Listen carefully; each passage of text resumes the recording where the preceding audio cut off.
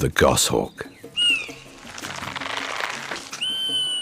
0 to 40 miles an hour in under a second. The fastest acceleration of any bird of prey, with unparalleled agility.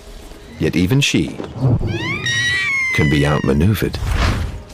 Other, much smaller creatures here possess astonishing abilities that can defeat the phantom of the forest.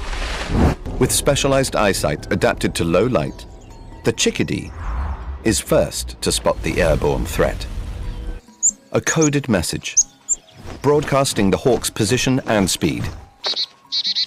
Squirrels not only recognize the chickadee's call, they've learned to mimic it almost perfectly. In seconds, the warning is retweeted from one animal to another.